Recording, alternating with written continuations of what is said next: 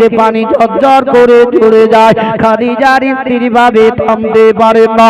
হযরতে খাদিজা রাদিয়াল্লাহু তাআলা আনহা বিশ্বের নবীর দিকে লক্ষ্য করে বলতে লাগলেন, আসসালাতু ওয়াসসালামু আলাইকা ইয়া রাসূলুল্লাহ, আসসালাতু ওয়াসসালামু আলাইকা ইয়া হাবিবাল্লাহ। যেমনি আপন বাবা হযরতে খাদিজা রাদিয়াল্লাহু তাআলা আনহা এইভাবে সালাম পেশ করতে লাগলেন, বিশ্বের নবীর কানে আওয়াজ চলে গেল। সঙ্গে সঙ্গে মস্তকটা তুলে নিলেন।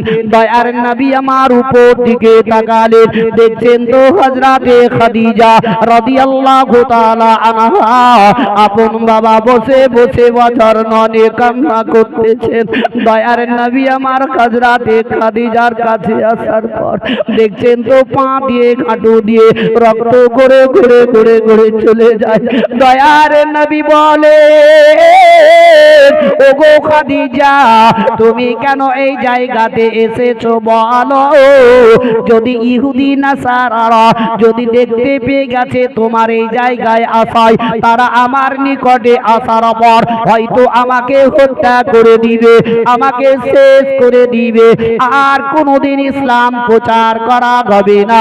হযরতে খাদিজা রাদিয়াল্লাহু তাআলা আনহা বলেন, ইয়া রাসূলুল্লাহ, ইয়া হাবিবাল্লাহ, নবী গো, এখনো আজ পর্যন্ত কোন ইহুদিরা আমার আশা দেখতে পায় নাই।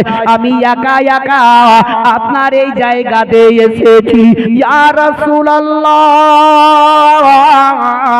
ইয়া হাবিবাল্লাহ, নবী গো, আপনি একদিন নয়, দুই দিন নয়, আপনি 3 দিন ধরে গুনাহগারে আছেন, আপনি খাবার খাদ্যটা খেয়ে নিন। দয়ার নবী মুস্তাফা বললেন, খাদিজা না না, আমি খাবার খাদ্য খাবো নয়। হযরতে খাদিজা বলেন, ইয়া রাসূলুল্লাহ, আমি কসম খেয়েছি আপনাকে যতক্ষণ পর্যন্ত খাবার খাদ্য না খাওয়াবো আমি খাদিজা এক ঘট পানি পান করব না।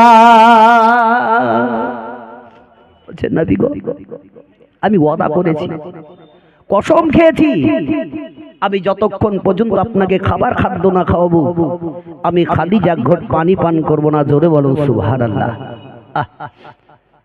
বিশ্বের নবী বলছেন, ওগো খাদিজা, তবে দেখো তোমার হাঁটু দিয়ে পা দিয়ে রক্ত গড়ে গড়ে যায়, এ নাও আমি হাত দুটা বের করে দিলাম, আমি নবী মুস্তাফা, আমার হাতের তলায় হাঁটু দুটো রাখো।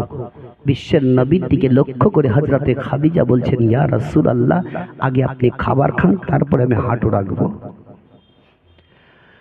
আল্লাহর নবী দুজাহানে রাখা জনাবে মুহাম্মদ রাসূলুল্লাহ সাল্লাল্লাহু তাআলা আলাইহি ওয়াসাল্লাম বললেন, ওগো খাদিজা, না না না, আগে তুমি আমার হাতে তলায় হাঁটু দুটো রাখো। খাদিজা বললেন, ইয়া রাসূলুল্লাহ, ইয়া হাবিবাল্লাহ, নবী গো, আপনি 3 দিন ধরে না খেয়ে আছেন, আগে আপনি খাবার খাদ্যটা খেয়ে নিন, তারপরে আমি হাঁটু দুটো রাখবো। দয়ার নবী বললেন, না না না। তৃতীয়বারে হযরতে খাদিজা রাদিয়াল্লাহু তাআলা আনহা যখন বলে দিলেন, বিশ্বের নবী আমার খেজুর খোরমাটা খেয়ে নিলেন, পানি পান করলেন। দয়ার নবী বলে, ও খাদিজা, আমি আর সহ্য করতে পারি নাই, দেখো তোমার রক্ত গড়ে গড়ে যায়। ওগো খাদিজা, এ নাও হাত দুটো বের করে দিলাম, একবার তুমি আমার হাতের তলাতে হাঁটু দুটো রাখো। দয়ার নবী মুস্তাফার দিকে লক্ষ্য করে হযরতে খাদিজা রাদিয়াল্লাহু তাআলা আনহা হাঁটু দুটো যেমনি হাতের তলাতে রাখলেন, ওই সময়তে বললেন, ইয়া রাসূলুল্লাহ, ইয়া হাবিবাল্লাহ, নবী গো, আপনার হাতের তলাতে যখন আমি হাঁটু দুটো রেখে দিলাম, তো মনে হলো আমার সমস্ত শরীরের বেদনা দূর হয়ে গেল। বলছেন, নবী গো, আপনার হাতের তলাতে হাঁটু দুটো রাখা মাত্রই সঙ্গে সঙ্গে আমার শরীরের সমস্ত বেদনা দূর হয়ে গেল। তবে ইয়া রাসূলুল্লাহ, আপনাকে একটা কথা জিজ্ঞাসা করব। নবী বললেন, ও খাদিজা, কি বলবে বলো? বলে, ইয়া রাসূলুল্লাহ, এখনো যে আপনাকে খাবার খাদ্য খালাম, পানি পান করলাম, তাতে আপনি আমার প্রতি খুশি হয়েছেন কিনা বলো? নবী বললেন, খাদিজা যাও, আমি তোমার প্রতি বড় খুশি হয়েছি। জোরে বলো সুবহানাল্লাহ। ওই সমাজে হযরতে খাদিজা রাদিয়াল্লাহু তাআলা আনহা বললেন, ইয়া রাসূলুল্লাহ, ইয়া হাবিবাল্লাহ, নবী গো, দ্বিতীয় কথা আমি জিজ্ঞাসা করব। বলে এমন কি বলবে বলো? বলে, ইয়া রাসূলুল্লাহ, এই পৃথিবী দুনিয়া ধ্বংস যেদিনকে হয়ে যাবে, পুরো হাসরের ময়দানে হেন বাপ বেটার হবে না, বেটা বাপের হবে না, মা বেটির হবে না, বেটি মায়ের হবে না, স্বামী স্ত্রীর হবে না, স্ত্রী স্বামীর হবে না। ইয়া রাসূলুল্লাহ, এখন নিজে নিজে সবাই নফসি নফসি করবে, তবে আমি খাদিজা, আমি বিবি খাদিজা, তবে আমি কি আপনার সঙ্গে জান্নাতে যাব না? দয়ার নবী বললেন, খাদিজা যাও, আমি নবী মুস্তাফা, তুমি জান্নাতে চলে যাবে। ও বিশ্বের নবী আমার, দয়ার নবী রহমাতুল লিল আলামিন, টুক টুক টুক টুক টুক টুক করে বিশ্বের নবী খাদিজার বাড়িতে চলে গেলেন। দয়ার নবী মুস্তাফা আমার সেই জায়গা থেকে হেঁটে হেঁটে হেঁটে চলতে আরম্ভ করলেন। বিশ্বের নবী আমার একটি জঙ্গলে গিয়ে, পাহাড়ের ওপরে গিয়ে নবী আমার কলমার দাওয়া দিতে লাগলেন। দেখুন বিশ্বের নবীর আদর্শটা, আজ আমরা নবীকে চিনতে পারি নাই, নবীর আদর্শ মেনে চলতে পারি নাই। ও বিশ্বের নবী পাহাড়ের উপরে গিয়ে যখন কলমার দাওয়া দিতে লাগলেন, এমন সময়তে একটা জঙ্গলের পশু, যার নাম হলো বাঘ, যাকে দেখে আমরা সকলে ভয় করি, ওই বাঘটা বিশ্বের নবীর সম্মুখে গিয়ে আপন বসে বসে কাঁদতে আরম্ভ করলো। জোরে বলো। বাঘ কাঁদছে নবীকে দেখে, আর আমরা বাঘকে দেখে ছুটে পালাবো কি? আর নবীর সম্মুখে বাঘ বসে গিয়ে নবীর মুখের দিকে তাকিয়ে আছে। এহারো বিশ্বের নবী রহমাতুল লিল আলামিন বাঘের মুখের দিকে তাকিয়ে তাকিয়ে দেখতেছিলেন। কিছুক্ষণ পরে বাঘটা চট করে উঠে একটু ভিতর দিকে চলতে আরম্ভ করলো।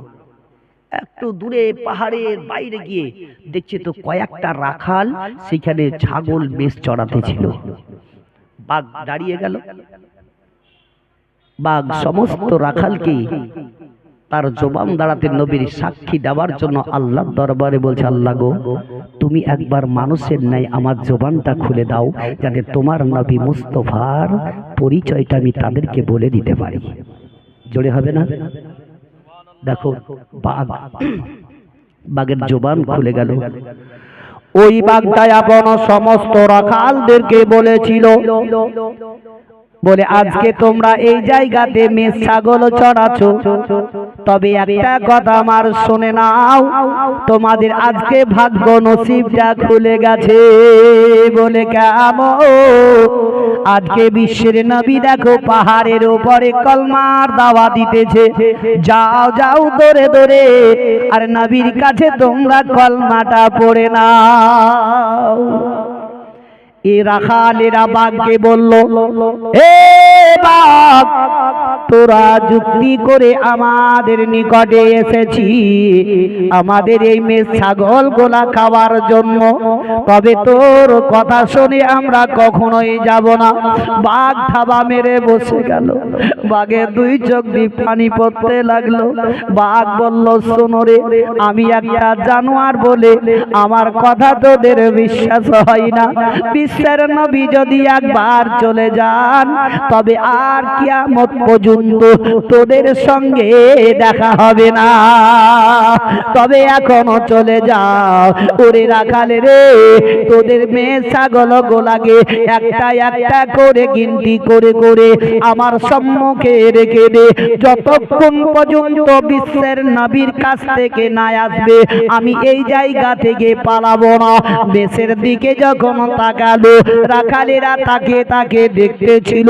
সমস্ত মেষগুলা জমি জমিনে আর মুখ লাগাই না, আসমানের দিকে মুখটা ছেড়ে দিল। তাদেরও দুই চোখ দিয়ে পানি পড়তে লাগলো। রাখালেরা সমস্ত মেষগুলাকে একটা একটা করে এক গিনতি করে এক জায়গাতে একত্র করে দিয়ে বাঘকে বলল, এটা থাকলো, আমরা চললাম তোর কথা মতো বিশ্বের নবীর কাছে কলমা পড়তে। ওই রাখালেরা দৌড়ে দৌড়ে পাহাড়ের কাছে গিয়ে দেখছেন তো বিশ্বের নবী কলমার দাওয়া দিতেছিলেন। এমনকি রাখালেরা গিয়ে বলে, ওগো আল্লাহর নবী, আপনি আমাদেরকে কলমাটা পড়িয়ে দিন। বিশ্বের নবী আমার সঙ্গে সঙ্গে ওই রাখালদেরকে কলমাটা পড়িয়ে দিলেন। দয়ার নবী মুস্তাফার নিকট থেকে রাখালেরা যখন চলে যায়, নবী মুস্তাফা আমার বললেন, ও রাখালেরা শোনো, তবে আমি যে এই জায়গাতে কলমার দাওয়া দিতেছি, তবে তোমাদেরকে সাক্ষী কে দিল বলো? এটাও তো একটা কথা। আমি যে পাহাড়ের উপরে কলমার দাওয়া দিছি, এখানে আমি আছি, তো তোমাদেরকে বললো কে? হঠাৎ করে কেউ জানতে পারবে না। সমস্ত রাখালেরা বলেছিল, ইয়া রাসূলুল্লাহ, ইয়া হাবিবাল্লাহ, নবী গো, একটা জঙ্গলের পশু বাঘ গিয়ে আমাদের গওয়াহি সাক্ষী দিল বিশ্বের নবী এসেছে, যাও কলমাটা পড়িয়েছো। তাই আপনার কাছে আমরা দৌড়ে দৌড়ে এসেছি। নবী মুস্তাফা বললেন, তবে যাও, যেই বাঘ আমার দিকে লক্ষ্য করে তোমাদেরকে সাক্ষী গওয়াহি দিয়েছে, সেই বাঘকে খালি হাতে না ফিরে একটা ছাগল ছানা তুলে দিবে, তারা যাতে বিতরণ করে খেয়ে নেয়।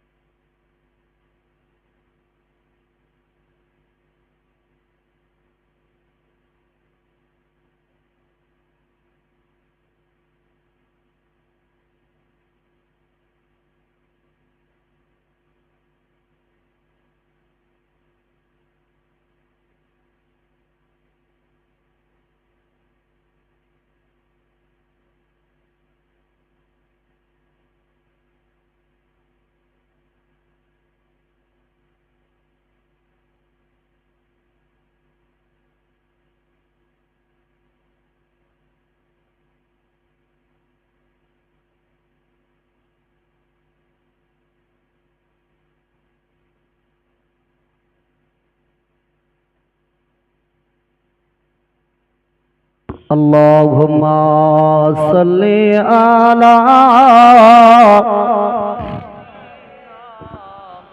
মাওলানা মুহাম্মদ ওয়া আলা আলি সাইয়্যিদিনা মাওলানা মুহাম্মদ সাল্লাল্লাহু তাআলা আলাইহি ওয়াসাল্লাম।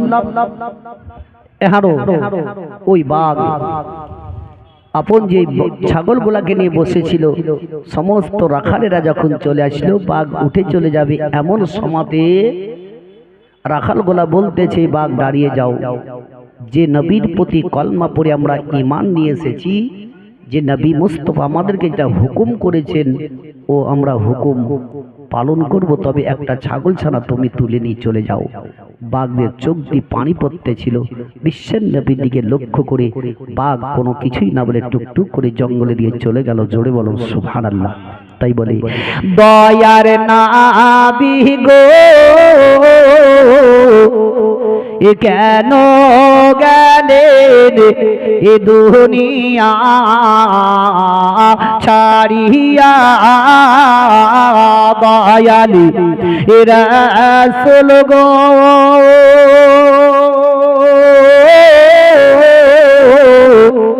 এ মদিনাতে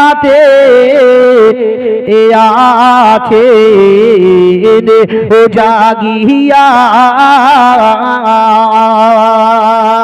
ও নবী তোমার নামে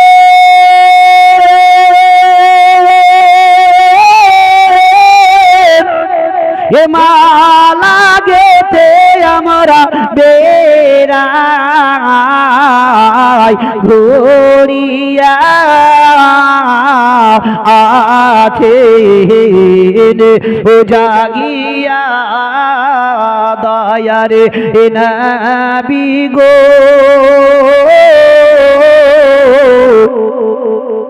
কেন গেলেন এ দুনিয়া ছাড়িয়া একটি বসের একটি বুড়ি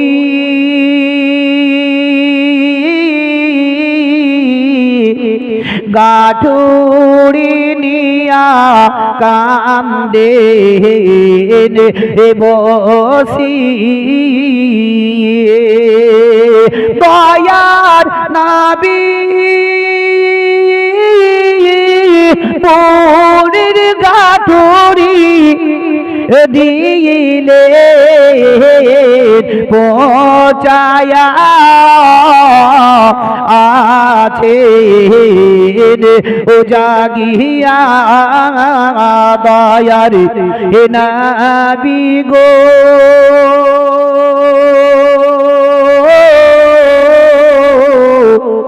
কেন গেলেন এ দুনিয়া ছাড়িয়া বুড়ি বলে ওরে সোনা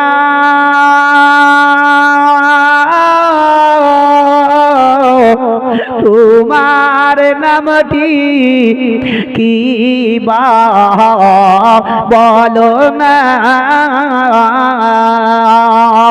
তোমার নামটি ও গো না শুনিলে আমি ছেড়ে দিব না আছে ও জাগিয়া দয়ার এ নবী গো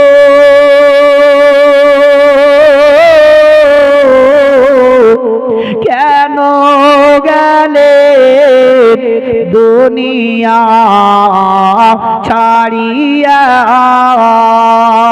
আল্লাহুম্মা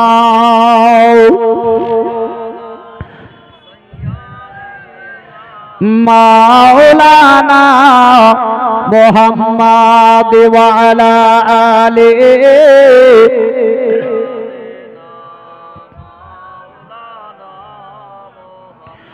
সাল্লাল্লাহু তাআলা আলাইহি ওয়াসাল্লাম। ও বাবা জীবনের আমার ভাইরা মা বোনের আমার বিশ্বের নবী দুজাহানের আগা জনাবে মুহাম্মদ রাসূলুল্লাহ সাল্লাল্লাহু তাআলা আলাইহি ওয়াসাল্লাম আপন টুকটুক করে রাস্তা ধরে চলতে আরম্ভ করলেন। সঙ্গে ছিলেন সাহাবী আবু জার গফারি রাহমাতুল্লাহ আলাইহি। দয়ার নবী মুস্তাফা আমার চলতে চলতে এমন একটি কবরস্থানের উপরে চলে গেলেন। ওই কবরস্থানে পা রাখা মাত্র সমস্ত কবরের আযাব বন্ধ হয়ে গেল। জোরে বলুন, সমস্ত কবরের আযাব বন্ধ হইল, কিন্তু একটা কবরের আযাব বন্ধ হয় না। নবী সেই কবরটার দিকে লক্ষ্য করে বিশ্বের নবী আমার দাঁড়িয়ে গেলেন। সাহাবী জিজ্ঞাসা করছেন, ইয়া রাসূলুল্লাহ, এখানে কবরস্থানে আসার পরে কোনো কবরের কাছে দাঁড়ালেন না, এইটার কাছে দাঁড়ালেন, কারণটা কি? নবী আমার বলছেন, ও সাহাবী, এই কবরটাতে অতিরিক্ত আযাব চলছে, তবে এই কবরটা হচ্ছে একটা নওজওয়ান, একটা যুবকের। জোরে বলুন, একটা যুবকের, কোন বয়স্ক বৃদ্ধ মানুষের নয়। আমি আল্লাহর দরবারে হাত তুলে দোয়া করব যাতে তার কবরের আযাবটা বন্ধ হয়ে যায়। জোরে বলুন সুবহানাল্লাহ। নবী সাহাবীর সঙ্গে আলাপ আলোচনা করতেই নবী দোয়া করতে যাবেন, ইতিমধ্যেই হযরতে জিবরিল আমিন নবীর কাছে আসার পর বললেন, ইয়া রাসূলুল্লাহ, এই নওজওয়ানের জন্য আপনি আল্লাহর কাছে দোয়া করবেন না? আল্লাহ তার কিয়ামত পর্যন্ত তার কবরের আযাব বন্ধ করবে না। তাহলে এমন কি মহাপাপ এই পৃথিবীর দুনিয়াতে করেছে কি আল্লাহ তার কিয়ামত পর্যন্ত তার কবরের আযাব বন্ধ করবে না? স্বয়ং জিবরিল আমিন নবীকে বললেন। নবী চুপ হয়ে গেলেন। সাহাবী দেখছেন তো নবীর মুখটা একটু শুকোমুখ হয়ে গেল। হঠাৎ করে কোনো লোক যদি কোনো কথা বলে, মুখটা শুকোমুখ হবে না? বন্ধ হয়ে গেল। সাহাবী বললেন, ইয়া রাসূলুল্লাহ, ইয়া হাবিবাল্লাহ, নবী গো, একটু আগে আপনার মুখ কানা দেখলাম, এত সুন্দর নূরানিওয়ালা চেহারা, আর এখন আপনার মুখটা শুকোমুখ হয়ে গেল, কারণটা কি একটু বলো না কেন? নবী আমার বললেন, ও সাহাবী, এই যে নওজওয়ানের যে কবরটাতে আযাব চলতেছে, আল্লাহ রাব্বুল ইজ্জত তার কবরের আযাব কিয়ামত পর্যন্ত বন্ধ করবে না।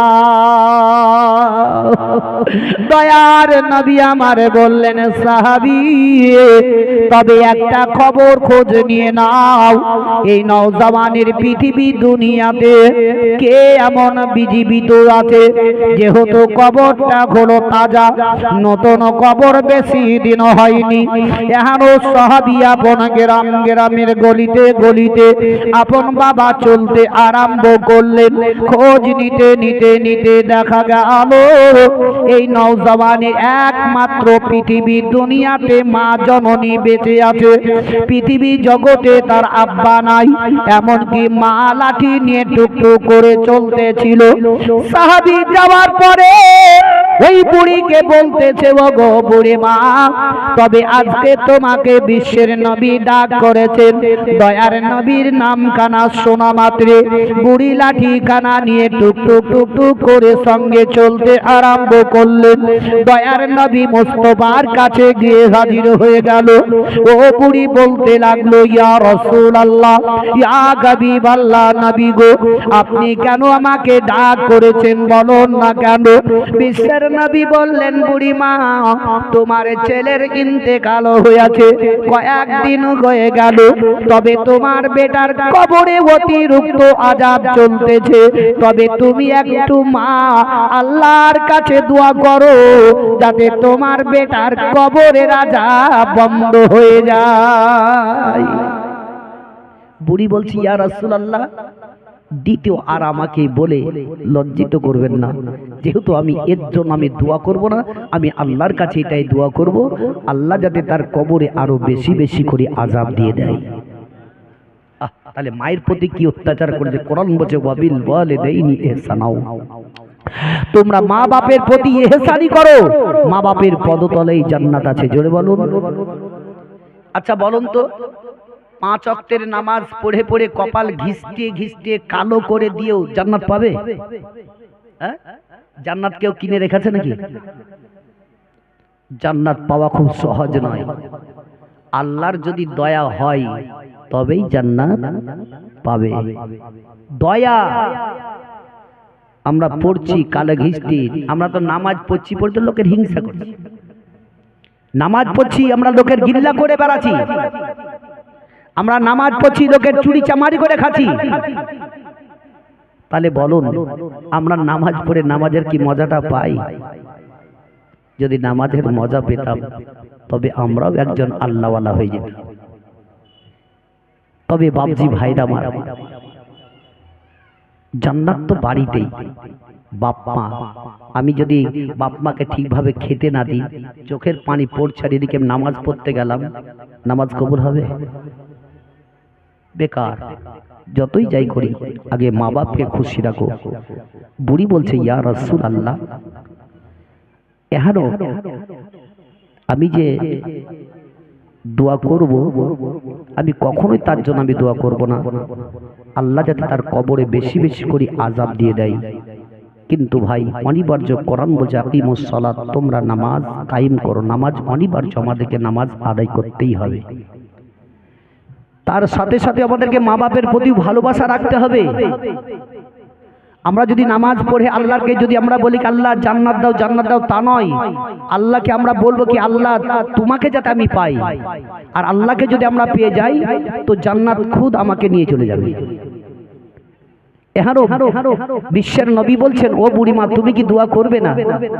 বলে কেন করবে না? এমন কি তোমার প্রতি অপরাধ করেছে কি তাতেই তুমি তার প্রতি এভাবে বদদোয়া করো?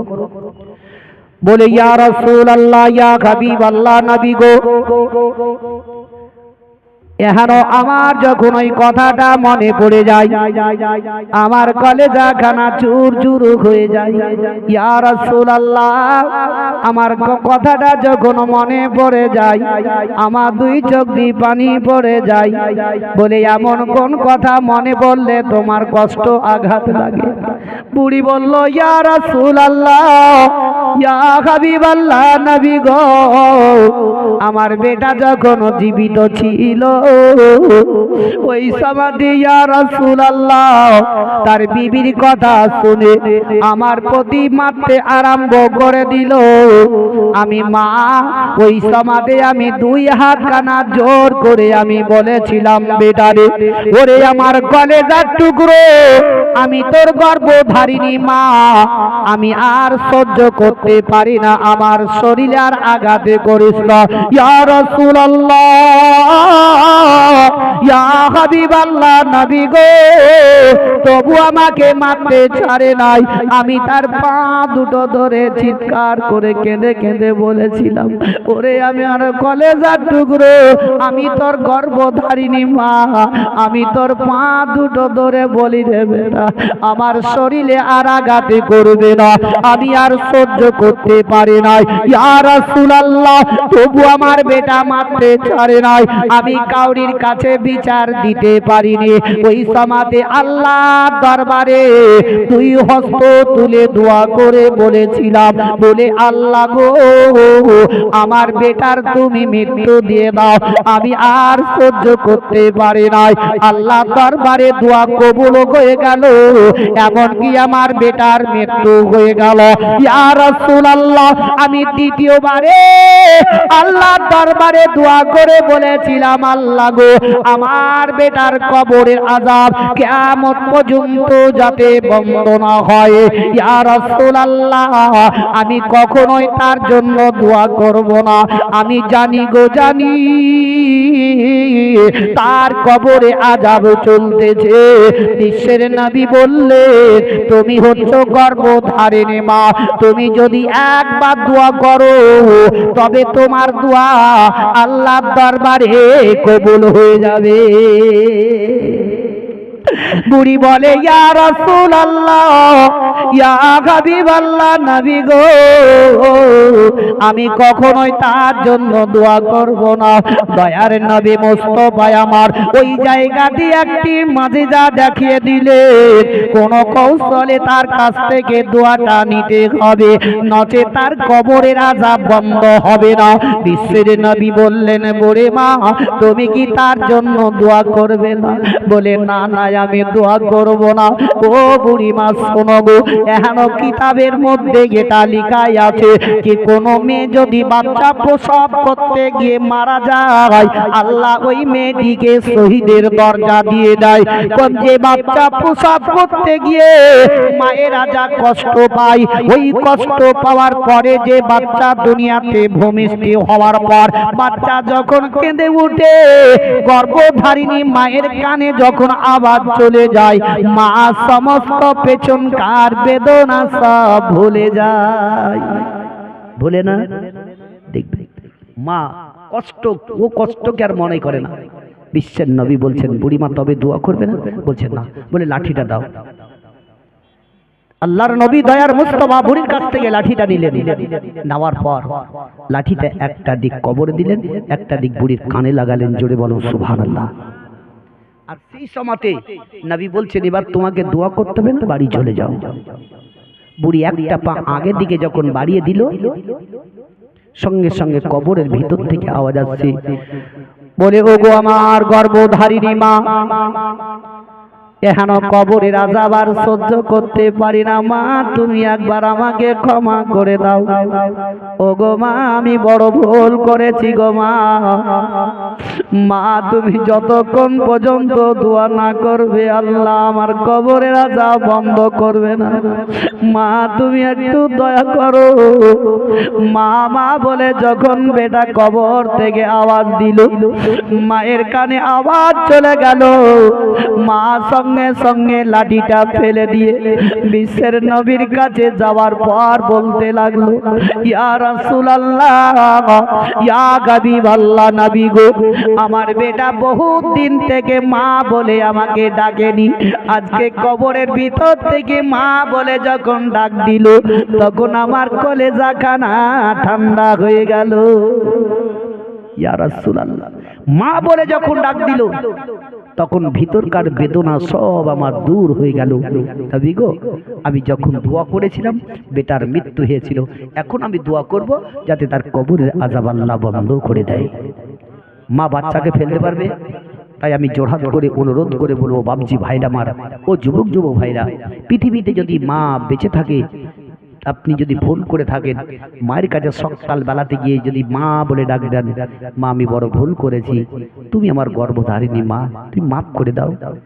মা যখন মা শব্দ শুনতে পাবে, মা সঙ্গে সঙ্গে বেটাকে আপন মাফ করে দিবে।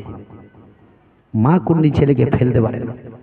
ও বিশ্বের নবী রাহমাতুল লিল আলামিন সেখান থেকে টুকটুক টুকটুক করে হযরতে মা আয়েশা সিদ্দিকার বাড়িতে গেলেন। হযরতে আয়েশা সিদ্দিকা রাদিয়াল্লাহু তাআলা আনহার বাড়িতে গিয়ে নবী আরাম করতেছিলেন। এমন কি নবীর বিশ্বের নবী হযরতে মা আয়েশা সিদ্দিকার মুখের দিকে দেখছেন, কখনো আয়েশা নবীর মুখের দিকে দেখছেন। ওই সমাধি দয়ার নবী রহমাতুল লিল আলামিন বিশ্বের নবী আমার বললেন, ওগো আমার হুমায়রা, গো আমার আয়েশা সিদ্দিকা, আমার মাথাটা একটু উঁচু করে ধরো। মা আয়েশা সিদ্দিকা রাদিয়াল্লাহু তাআলা আনহা সঙ্গে সঙ্গে মাথাটা উঁচু করে ধরে নিলেন। দয়ার নবী বললেন, ওগো আমার হুমায়রা, আমার মুখখানাকে ওই মসজিদে নববীর দিকে করে দাও। দয়ার নবী মুস্তাফার মুখখানা মসজিদে নববীর দিকে করে দেওয়া হলো। এমনকি হযরতে আয়েশা সিদ্দিকা রাদিয়াল্লাহু তাআলা আনহাকে বললেন, ওগো আয়েশা, আমার মাথাটা একটু নিচু করে দাও। দয়ার নবীজি ওই মাথা কানা যেমন নিচু করে দিলে, দয়ার নবী মুস্তাফা দুই চোখ দিয়ে পানি পড়তে লাগল। মা আয়েশা সিদ্দিকা রাদিয়াল্লাহু তাআলা আনহা বলেন, ইয়া রাসূলুল্লাহ, ইয়া হাবিবাল্লাহ, নবী গো, আপনি কেন এইভাবে কান্না করতে আছেন? আপনার দুই চোখ দিয়ে কেন পানি পড়ে যায়? দয়ার নবী বললেন, ওগো আমার আয়েশা, আমি কান্না করতেছি একমাত্র খুশিতে। জোরে বলো, নবী কাঁদছেন খুশিতে। আয়েশা বলছেন, ইয়া রাসূলুল্লাহ, ইয়া হাবিবাল্লাহ, নবী গো, লোক কান্না করে দুঃখে কষ্টে, যখন কথা মনে পড়ে অন্তর কেঁদে কাঁদে, তখনই তার দুই চোখ দিয়ে পানি পড়ে, আর আপনি খুশিতে কাঁদছেন। একটু বক্সের আওয়াজ তো ভাই, আওয়াজ টানছে তো। হযরতে মা আয়েশা সিদ্দিকা রাদিয়াল্লাহু তাআলা আনহা বলছেন, ইয়া রাসূলুল্লাহ, আপনি খুশিতে কাঁদছেন, আমি কিছুই বুঝতে পারি না। ওই সমাতে আয়েশা সিদ্দিকা বললেন, ইয়া রাসূলুল্লাহ, ইয়া হাবিবাল্লাহ, নবী গো, যদি কাউরের দুনিয়া থেকে বাপ চলে যায় ওই সমাজে তার বাপকে যদি মনে পড়ে যায় তখনই তার দুই চোখ দিয়ে পানি পড়ে যায়। যদি কাউরির মা দুনিয়া থেকে বিদায় নিয়ে চলে যায় মার মুখখানা যখন চোখের সামনে ভেসে উঠবে ওই সমাজে মা মা বলে চিৎকার করে কান্না করবে। কাউরির যদি দুনিয়া থেকে ছেলে মেয়েরা চলে যায় মা বাপের ওই সমাজে যখন ইয়াদ পড়ে যাবে বাচ্চাদের দিকে লক্ষ্য পড়বে মা বাপ তখনই কান্না করবে ইয়া রাসূলুল্লাহ ইয়া হাবিবাল্লাহ নবী গো। তবে আপনি এভাবে যে খুশিতে কাঁদছেন কারণটা কি বলুন? নবী বললেন আয়েশা ও আমার হুমায়রা আমি কান্না করতেছি একমাত্র দেখো ওই মসজিদে নববীর দিকে লক্ষ্য করে একবার দেখো দেখো দেখো মদিনার লোকেরা মসজিদে নববীতে নামাজের জন্য একত্র হয়ে তারা ইন্তেজার করতে আছে। ওই নামাজটাকে প্রতিষ্ঠিত করতে গিয়ে আমি বদরের যুদ্ধে ময়দানে লড়াই করেছি, ওই নামাজটাকে আবাদ করতে গিয়ে উহুদের যুদ্ধে লড়াই করেছি, ওই নামাজটাকে প্রতিষ্ঠিত করতে গিয়ে গো আয়েশা ইহুদি নাসারারা আমার শরীরে পাথর মেরেছে, ওই নামাজটাকে আবাদ করতে গিয়ে গো আয়েশা আমার শরীরে দড়ি বেঁধে তারা অত্যাচার করেছে। ও আয়েশা তাদেরকে দেখে আমার একটা কথা মনে পড়ে গেল, কিয়ামত হবার আগে পর্যন্ত আমার উম্মতিরা এই নামাজটা আদায় করবে, তার খুশিতে আমি কান্না করি। এই নামাজের জন্য আমি এত কষ্ট করেছি, এই নামাজটা আমার উম্মতিরা কিয়ামত হওয়ার আগে পর্যন্ত আদায় করবে, তার খুশিতে আমি কাঁদছি। তো নামাজের জন্য নবী যদি এত কষ্ট করেন, সেই নামাজকে আজকে আমরা অবহেলা করে আমরা চায়ের দোকানে এখানে বসে বসে সময় কাটিয়ে দিই। কি ভাই আমি বলে যাই জোরহাত করে অনুরোধ করে, মনে মনে চিন্তা করবেন কি মৌলবীদের তো খালি কথা ওটাই কি নামাজ পড়ো, কিন্তু বাস্তব অনিবার জমা থেকে নামাজ পড়তে হবে। আকিমুস সালাত, তোমরা নামাজ কায়েম করো। কেন না মনে করবে আরো বলবেন কি মৌলভী সাহেব আমরা দোয়া জানি না, নামাজ কি পড়তে যাব? বলবে না বলবে না? অনেকে মানুষ বলে কি মৌলভী সাহেব আমরা দোয়া জানি না, কিন্তু একটা কথা জেনে রাখুন, আপনি দোয়া জানেন না ঠিক আছে, আপনি মসজিদে যাবেন মাঠে ঘাটে যেখানে হোক না কেন, না আজান হওয়ার পরে নামাজের অবস্থায় দাঁড়াবেন, কি আল্লাহ আমি নামাজ পড়ছি, জোহরের হোক আসরের মাগরিবের যে কোনো হোক, আপনি রুকু তাহরিমা বেঁধে দিলেন, রুকুতে সাজদাতে আপনি যদি আল্লাহ আল্লাহ বলে ডাকেন, আল্লাহ বলছে আমি ওটাই তোমার আমি কবুল করে নেব। তুমি আল্লাহ আল্লাহ যদি করো আমি ওটাই কবুল করব, কিন্তু তার সাথে সাথে তোমাকে শিক্ষা অর্জন করতে হবে। মনে যে করবেন কি আল্লাহ আল্লাহ করলেই যে আমার হবে তা নয়, তার সাথে শিক্ষা অর্জন করতে হবে।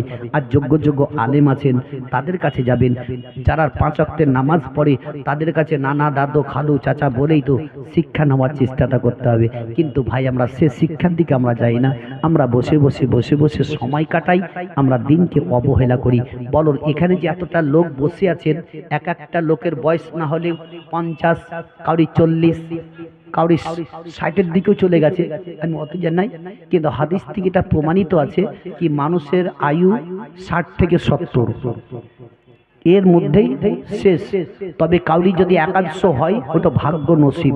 আচ্ছা বলুন তো 70-এ যদি 40 বাদ দেওয়া হয় থাকে কত? 70-এ 40 বাদ দিলে থাকে কত? 30। তাহলে বলুন আপনার আয়ু আর মাত্র 30টা বছর, 40 বছর কেটে গেছে, ওই 40টা বছরে আল্লাহর কি এমন কাজ করলেন বলুন? এই 30টা বছরের মধ্যে কার কোন দিন মৃত্যু হবে একমাত্র আল্লাহ জানে। তবে জোরহাত করে যাই, এই 30টা বছর যে আপনার আয়ুটা আছে, এই 30 বছরে আল্লাহর কিছু করেন ও কাজগুলো করার চেষ্টাটা করুন। আল্লাহ তাবারক তাআলা আমাদের প্রত্যেকটা মানুষকে সঠিক পথে ঈমানের সহিত নিয়ে যাওয়ার তৌফিক এনায়েত করুন। জোরে সকলে বলুন আমিন। একবার ভক্তি ভরে জোরে সোরে নবীর প্রতি দরুদ পাক পড়ুন। আগে বাড়বো আল্লাহুম্মা সৈয়দনা মাওলানা মুহাম্মদ ওয়ালা আলি সৈয়দনা মাওলানা সাল্লাল্লাহু আলা মুহাম্মাদিন সাল্লাল্লাহু আলা মুহাম্মাদ হরদম জাবান পাক নামে মোহাম্মদ হরদম জবান সে নিকালো শাফিয়ানা মোহাম্মদ নৌকার মাঝি পারি করে দে দেরি করিস না জিয়ারতে যাব আমি সোনার মদিনা বহু হাজে চলে গেল আমায় সমখ দিয়া ইয়া তো কেন্দে ডাকলাম তবু চাইল না ফিরিয়া গরিব বলে আমায় তারা সঙ্গে নিল না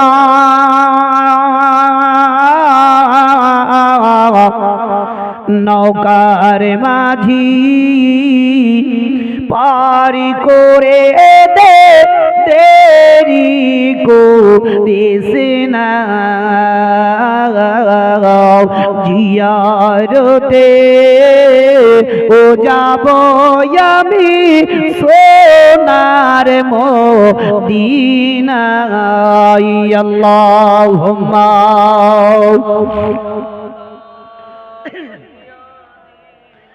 মাওলানা মুহাম্মদ ওয়া আলা আলিহি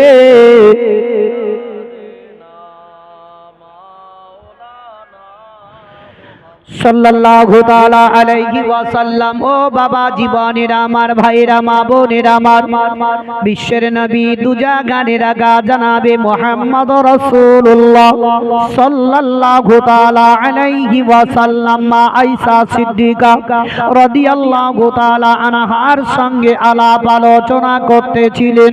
এমন সমাতে স্বয়ং হযরতে জিবরিল আমিন বিশ্বের নবীর কাছে এসে হাজির হয়ে গেলেন। জিবরিল বললেন, ইয়া রাসূলুল্লাহ, ইয়া হাবিবাল্লাহ, নবী গো, আপনার নিকটে আমি এমন একজন ফেরেশতা নিয়ে এসেছি। নবী গো, আপনি যতক্ষণ পর্যন্ত ইজাজতে না দিবেন ততক্ষণ পর্যন্ত আপনার নিকটে যাবেন না। দয়ার নবী বললেন, হে জিবরিল বলো, তবে এমন কোন ফেরেশতা নিয়ে এসেছো? হযরতে জিবরিল আমিন বললেন, ইয়া রাসূলুল্লাহ, ইয়া হাবিবাল্লাহ, নবী গো, ছোট ছোট বাচ্চাদেরকে মা খাড়া করে দেয়, কাউকে বাবা খাড়া করে দেয়। ইয়া রাসূলুল্লাহ, যার নাম হলো হযরতে ইসরাইল আলাইহিস সালাম আপনার জান কবজ করার জন্য এসেছেন। দয়ার নবী বললেন, ও জিবরিল, আমি যদি তাকে ওয়াপাস করে দিই তবে সে ওয়াপাস যাবে কিনা বলো। দয়ার নবী মুস্তাফার দিকে লক্ষ্য করে হযরতে জিবরিল আমিন বললেন, ইয়া রাসূলুল্লাহ, ইয়া হাবিবাল্লাহ, নবী গো, আল্লাহ তাবারক ওয়া তাআলা আপনার নিকটে এটাও ইজাজত হুকুম দিয়েছে, যদি আপনি দুনিয়াতে থাকতে চান তবে আপনি থাকতে পারেন, আর যদি দুনিয়া থেকে যেতে চান তবে যেতেই পারেন। দয়ার নবী বললেন, ও জিবরিল, তবে ইসরাইলকে আমার নিকটে ডাকো। হযরতে ইসরাইল আলাইহিস সালামকে যখন বিশ্বের নবীর কাছে আপন ডাকা হলো, সঙ্গে সঙ্গে হযরতে ইসরাইল আলাইহিস সালাম দয়ার নবীর কাছে সালাম দিয়ে দাঁড়িয়ে গেলেন। ইসরাইল বললেন, ইয়া রাসূলুল্লাহ, ইয়া হাবিবাল্লাহ, নবী গো, আপনার আমি জান কবজ করতে এসেছি, যদি আপনি আমাকে হুকুম দিয়ে দেন তবে আপনার আমি জান কবজ করব, নচেত আমি ওয়াপাস চলে যাব। জোরে বলুন। এই আজ পর্যন্ত যে মানুষ চলে গেল, বাপ গেল, দাদা গেল, দাদি গেল, মা গেল, কত লোক চলে গেল। ইসরায়েল কখনো কাউরি কাছে ইজাজত চেয়েছেন? এই বলেন, চেয়েছেন? কেউ জানেন? কাউরির কাছে ইজাজত চাই না, ও ইজাজত চাওয়ার কোনো প্রয়োজন পড়ে না।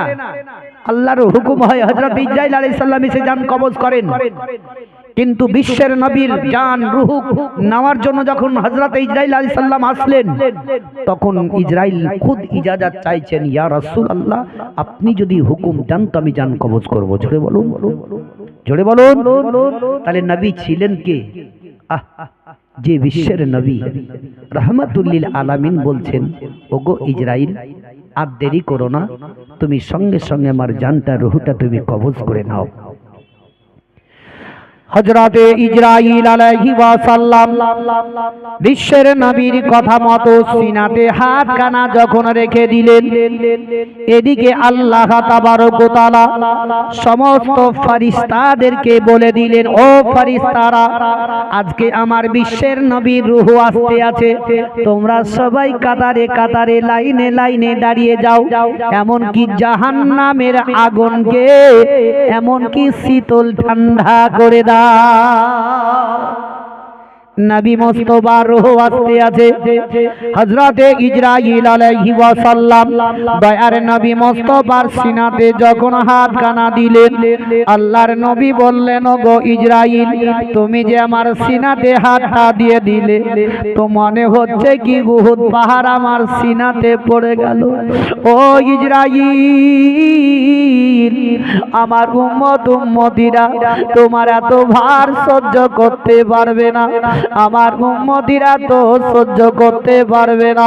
হযরতে ইসরাইল বললেন, ইয়া রাসূলুল্লাহ, ইয়া হাবিবাল্লাহ, নবী গো, আপনার উম্মত উম্মতির জানটা আমি ওইভাবে কবজ করব যারা পরহেজগার মুত্তাকি হবে, যারা পাঁচ ওয়াক্তের নামাজি হবে, যারা ঈমানদারি হবে, ইয়া রাসূলুল্লাহ তাদের রূহটাকে আমি ওইভাবে কবজ করব যেমন ছোট ছোট বাচ্চারা মায়ের স্তনে দুধ পান করতে করতে ঘুমিয়ে যায়, মা কিছুই বুঝতে পারে না। ইয়া রাসূলুল্লাহ আমি ওইরূপ আপনার উম্মত উম্মতিদের ও পরহেজগার মুত্তাকি সালেহিনদের আমি রূহটা ওইভাবে কবজ করব, তারা কিছুই বুঝতে পারবে না।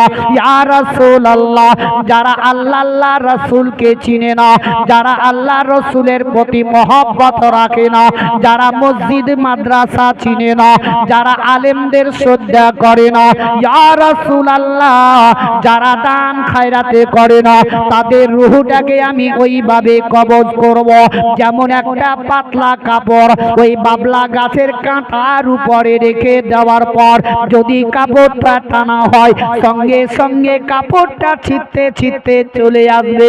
তবে নবী গো, যারা ওই ব্যক্তি হবে তাদের রূহটাকে কাপড় টানা করে আমি যখন টানতে থাকবো, তখন কাউরির পা দুটো বেঁকা হয়ে যাবে, কাউরির হাত বেঁকা হয়ে যাবে, কেউ পিসাব পায়খানা করে দিবে, তখনই সে আপন বুঝতে পারবে। দয়ার নবী মুস্তাফার রূহটা যখন আপন নেওয়া হয়ে গেল, এদিকে সমস্ত সাহাবীদের কানে কানে আওয়াজ হয়ে গেল, বিশ্বের নবী আমার পৃথিবী দুনিয়া থেকে বিদায় নিয়ে চলে গেছে। ইন্তেকালের কথা যখন এলান হলো, এদিকে হযরতে বিলাল রাদিয়াল্লাহু তাআলা আনহুর কানে আওয়াজ গেল, বিলাল রাস্তায় রাস্তায় ইয়া নবী নবী করে চিৎকার করে কান্না করতেছিলেন। হযরতে উমরে ফারুক রাদিয়াল্লাহু তাআলা আনহুর কানে যখন আওয়াজ চলে গেল, সঙ্গে সঙ্গে তলোয়ার কানাকে নেওয়ার পরে রাস্তার মধ্যে দাঁড়িয়ে চিৎকার করে বললেন, যদি আমার বিশ্বের নবীর ইন্তেকালের কথা বলো, যে একবার বলবে তার গর্দনকে আমি ছাঁটাই করে দিব।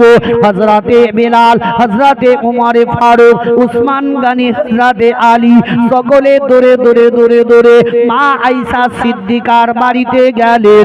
দয়ার নবী মুস্তাফার দেহটাকে এমন কি পা থেকে মাথা পর্যন্ত সাদা কাপড় দিয়ে ঢেকে দিয়েছেন। সাহাবীরা সবাই কান্না করতেছিলেন। এদিকে বয়োজ্যেষ্ঠ সাহাবী যার নাম হলো হযরতে আবু বকর সিদ্দিক রাদিয়াল্লাহু তাআলা আনহু যখন ইন্তেকালের কথা শুনতে পেলেন, ওই সমাধি আবু বকর চিৎকার করে কাঁদতে কাঁদতে কাঁদতে কাঁদতে মা আয়েশা সিদ্দিকার বাড়িতে চলে গেলেন। দয়ার নবী মুস্তাফার সিথানের কাছে বসে আবু বকর বলে, ইয়া রাসূলুল্লাহ, ইয়া হাবিবাল্লাহ, নবী গো, আজকে আমি একা সঙ্গী হারা হয়ে গেলাম। ইয়া রাসূলুল্লাহ, আমি আবু বকর ওই বদরের যুদ্ধের ময়দানে আপনার সঙ্গে আমি আবু বকর, উহুদের যুদ্ধের ময়দানে আপনার সঙ্গে আমি আবু বকর। ইয়া রাসূলুল্লাহ, উঠতে বসতে চলতে ফিরতে আপনার সঙ্গে আমি আবু বকর। মক্কা থেকে হিজরত করে মদিনার রাস্তায় চলতে আমি আবু বকর আপনার সঙ্গে। যেই আবু বকর সিদ্দিক রাদিয়াল্লাহু তাআলা আনহু নবী মুস্তাফার প্রেমে পাগল হয়ে এক এক করে নয় 6 মাস ধরে জমিনে পিঠ লাগিয়ে ঘুমাননি। কয় মাস? 6 মাস ধরে নবীর প্রেমে মোহব্বতে আবু বকর সিদ্দিক জমিনে ঘুমাননি। তবে কোন দিন?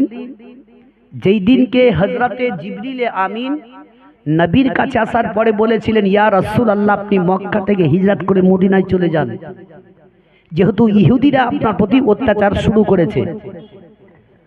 সেই সময়ে হযরতে জিবরিল আমিনকে নবী বললেন, এ জিবরিল, আমি একাই মক্কা থেকে হিজরত করে মদিনা যাব না, কাউকে সঙ্গে নিয়ে যাব। তো হযরতে জিবরিল আমিন বলেছিলেন, ইয়া রাসূলুল্লাহ, ইয়া হাবিবাল্লাহ, নবী গো, আপনি একাই নয়, আপনার কাছে সবথেকে নিকটবর্তী যে আপনার কাছের মানুষ, সেই ব্যক্তিকে সঙ্গে করে মক্কা থেকে মদিনাতে নিয়ে যান। জোরে বলুন। তো হযরতে আবু বকর সিদ্দিককে নবী আমার বলেছিলেন, ও আবু বকর, এই মক্কা থেকে হিজরত করে মদিনায় যেতে হবে। সেই দিন থেকে নিয়ে আবু বকর সিদ্দিক পুটুলি তৈরি করে নিজের দরজাতে দাঁড়িয়ে গেলেন, কি নবী আসার পরে যখনই আওয়াজ দিবেন সঙ্গে সঙ্গে নবীর সঙ্গে বেরিয়ে যাব। একদিন, দুদিন, 3 দিন, 4 দিন, 5 দিন, এমনি করতে করতে করতে করতে 6 মাস কেটে গেল। জোরে বলুন। তবু আবু বকর সিদ্দিক জমিনে পিঠ লাগিয়ে ঘুমান নাই। আপনাদের ইমাম সাহেব যদি কোন একটা মুসল্লিকে বলে দেয়, কি চাচা এখানে একটু দাঁড়ান তো, আমি আসছি, দাঁড়াবে না? দাঁড়াবে না? দাঁড়াবে। কতখানি? 10 মিনিট, 15 মিনিট, খুব জোর টেনে টুরে আধা ঘন্টা হয়তো দাঁড়াবে কি না। ঘড়ি দেখাবে না, তোর মুরবির কিছু কই আছে রে, কে দাঁড়িয়ে থাকবে, তোর লেগে পালাবে না, দাঁড়াবে না। কিন্তু নবী মুস্তাফার প্রেমে মোহব্বতে আবু বকর সিদ্দিক 6 মাস ধরে ঘুমান না, দরজাতে দাঁড়িয়েছেন। কোন সময় কোন মুহূর্তে নবী ডাক দিবেন, যদি আমি চোখ লেগে যাই, নবী একটার পরে দুটো আওয়াজ পড়বে, দেরি হতে পারে। দয়ার নবী মুস্তাফা রাহমাতুল লিল আলামিন দরজাতে যেদিনকে নবীর প্রতি অত্যাচারকে ঘর বাড়িকে ঘেরাও করে নিয়ে যখন ইহুদিরা মারার জন্য দাঁড়িয়ে গেছে, জিবরিল এসে বললেন, ইয়া রাসূলুল্লাহ, আপনি এই মুহূর্তে এই রাত্রিতে মক্কা থেকে হিজরত করে মদিনায় চলে যান। বলে আপনাকে ঘেরাও করে নিয়েছে, তারা সকলে মারবে। নবী বলছেন, যাব খুন করে দিয়ে। বিশ্বের নবীকে জিবরিল বললেন, ইয়া রাসূলুল্লাহ, আপনি এক মুষ্ঠ মাটি নিয়ে দম করে বাড়ির চারিপাশে ছিটিয়ে দেন, আপনি বেরিয়ে চলে যান। আল্লাহর নবী দুজাহানের আকা জনাবে মুহাম্মদ রাসূলুল্লাহ সাল্লাল্লাহু তাআলা আলাইহি ওয়াসাল্লাম এক মুষ্ঠ মাটি নিয়ে দম করে ছিটিয়ে দিলেন। আর শেরে খোদা হযরতে আলীকে বললেন, বিছানার মধ্যে ঘুমিয়ে যাও, তবে আগামী কালকে আমার সঙ্গে তোমার আবার দেখা হবে। এই কথা বলার পরে নবী আমার বেরিয়ে চলে গেলেন। রাত্রিতে হযরতে আবু বকর সিদ্দিক রাদিয়াল্লাহু তাআলা আনহুর দরজাতে গিয়ে একটা আওয়াজ দিলেন, এক আওয়াজে দরজা খুলে দিলেন। আর নবী আমার বলছেন, ওগো আবু বকর, তুমি কি রাত্রি বেলাতে ঘুমাওনি? 2 চোখ দিয়ে পানি পড়ে গেল। ইয়া রাসূলুল্লাহ, ইয়া হাবিবাল্লাহ, নবী গো, আমি একদিন নয়, 2 দিন নয়, আমি 6 মাস ধরে জমিনে পিঠ লাগিয়ে ঘুমাই নাই, এইভাবে দাঁড়িয়ে আছি। এইভাবে দাঁড়িয়ে আছে। এদিকে ইহুদিরা যখন ঢুকে গেল, এবার মারার লাগি কেউ বলছে কি মার এখন, আর কেউ বলছে না মারিস না, হাতে পড়ে গেছে আর কি হবে, কাপড়টা তোল। কাপড় তুলে দেখছেন তো শেরে খোদা হযরতে আলী ঘুমিয়ে আছেন। জোরে বলুন। ইহুদিরা বলছে এ আলী, তোর নবী গেল কোথায়? আলী বলছে তোদের মতো বেকুব কেউ আছে নাকি? বলছে কেন? বলছে আমি তো নবী মুস্তফার বিছানায় ঘুমিয়ে আছি, নবী তো গেছেন তোদের সামনে দিয়েই, তোরাই বলতে পারবি কোন করে গেছেন, আবার আমাকে জিজ্ঞাসা করছি। আলী সেই সময়তে বলেছিলেন কি আমি অন্যান্য দিন রাত্রে যা ঘুমিয়েছি তার থেকে আজকের সুখের আরামের ঘুম ঘুমিয়েছি। বলছে কেন? বলে অন্যান্য দিন রাতে যখন ঘুমাতাম তো মনে হতো কি ইসরাইল হয়তো আমার সামনে এসে হয়তো এখনই আমার জানটা কবজ করবে। সুবহানাল্লাহ, মাশাআল্লাহ। হ্যাঁ হ্যাঁ, বুঝতে পেরেছি। যাক ভাইজান বহুত দূর থেকে এসে 200 টাকা দিয়ে গেলেন। আল্লাহ তাবারক তাআলা ওনার দানকে কবুল করে নিয়ে মনের আশাকে যাতে পরিপূর্ণ করে দেয়, জোরে সকলে বলুন আমিন। তো হযরতে আলী রাদিয়াল্লাহু তাআলা আনহু বলতে আছেন অন্যান্য দিন যে রাত্রে আমি ঘুমিয়েছি তো মনে মনে মনে চিন্তা করতাম কি হয়তো ইসরাইল এখনই এসে আমার জানটা কবজ করে নেবে, কিন্তু আজকে রাত্রিতে নবী মুস্তাফার বিছানায় যখন আমি ঘুমিয়ে গেলাম তখন আমি মনে মনে চিন্তা করলাম কি নবী যে বললেন আগামী কালকে তোমার সঙ্গে আমার আবার দেখা হবে, তো আমি ওই সময়টুকু ভাবলাম কি নবীর সঙ্গে যতক্ষণ পর্যন্ত আমার দেখা না হবে অতক্ষণ পর্যন্ত ইসরাইল আমার জান কবজ করবে না। জোরে হবে না? একটু জোরে বলো। তাহলে বলুন বিশ্বাস সাহাবীদের ছিল না? ছিল না? আমরা সেই বিশ্বাসটা রাখি? আমরা বিশ্বাসটাকে উড়িয়ে দিই। এখনকার যুগে বুঝলেন, বর্তমান যুগে মোবাইল দেখে দেখে মৌলবি বহুত তৈরি হয়েছে যুবকরা, বুঝেছেন? ইহানো বিশ্বের নবী রহমাতুল লিল আলামিনের সাহাবী হযরত আবু বকর সিদ্দিক রাদিয়াল্লাহু তাআলা আনহু মাথার কাছে বসে বসে কাঁদছেন, মুখের কাপড়টা হটিয়ে নবীর পেছনে একটা চুম্বু লাগালেন। জোরে বলুন সুবহানাল্লাহ। ওই সময়তে হযরতে আবু বকর সিদ্দিক রাদিয়াল্লাহু তাআলা আনহু কপালে চুম্বু দেওয়ার পরে আবার ঢেকে দিলেন। তবে হযরতে আবু বকর মনে মনে চিন্তা করলেন এদেরকে আমি কান্নাটা কি করে বন্ধ করাই, যেহেতু আমিও তো কান্না করতেছি, তবে আগে আমি কান্না বন্ধ করব, তারপরে আমার সঙ্গী সাথী সাহাবীদেরকে আমি নিষিদ্ধ করে দিব। হযরতে আবু বকর সিদ্দিক রাদিয়াল্লাহু তাআলা আনহু নিজে আপন কাঁদা বন্ধ করলেন, তারপরে সমস্ত সাহাবীদেরকে আপন আস্তে আস্তে বলে দিলেন, তারা নিজেকে কান্নাটা বন্ধ করে দিলেন। ও বাপজিরা, ভাইরা আমার, দয়ার নবী মুস্তাফার সাহাবীরা সবাই আপন বাবা চিৎকার করে কাঁদতেছিলেন। আবু বকর বললেন আর এভাবে কেঁদো না, চোখের পানি একটু বন্ধ করো। তবে বাপজিরা আমার, দয়ার নবী মুস্তাফার ইন্তিকালের পরে তবে আমাদের দেশের মানুষ যখন মরে আমরা কবরস্থানে যখন নিয়ে চলে যাই ওই দেহটাকে নামার জন্য একটা নয় দুইটা লোক নেমে যায়। লাশটাকে যখন নামিয়ে দেওয়া হয় উপর থেকে তার ছেলেরা আপন কবরের দিকে তাকিয়ে তাকিয়ে দেখে। ওই সময়তে আপন বলে বলে চাচা গো একবার আমার বাপের মুখের কাপড়টা খুলে দাও, আমাকে শেষবারের মতো দেখতে দাও। দয়ার নবী মুস্তাফাকে যেমনি বাবা নিচে নামিয়ে দিলেন, আবু বকর সিদ্দিক উপর থেকে তাকিয়ে তাকিয়ে সাহাবী হযরতে আলীকে বলতেছিলেন ওগো আলী একবার মুখের কাপড়টা ঘটিয়ে দাও, আমার বিশ্বের নবীর ওই মুখখানা শেষবারের মতো একবার আমারে দেখতে দাও। যখন এই কথা বলা হলো সঙ্গে সঙ্গে শেরে খোদা হযরতে আলী রাদিয়াল্লাহু তাআলা আনহু মুখের কাপড় যেমনি খুলে দিলেন, আবু বকর সিদ্দিক সিদ্দিক নবী মুস্তাফার মুখের দিকে যখন তাকিয়ে দেখতে লাগলেন, সঙ্গে সঙ্গে দেখছেন তো নবী মুস্তাফার লব দুটো হিলতেছিল। দয়ার নবী মুস্তাফার লব দুটো যখন হিলতেছিল, আবু বকর বললেন, ওগো আলী, দেখো আমার নবী মুস্তাফা কি এমন কোন কথা বলতে চাইতেছেন, দেখো দেখো লব দুটো আস্তে আস্তে হিলতেছে। ওগো আলী, তোমার কানটা নবী মুস্তাফার মুখের কাছে নিয়ে চলে যাও।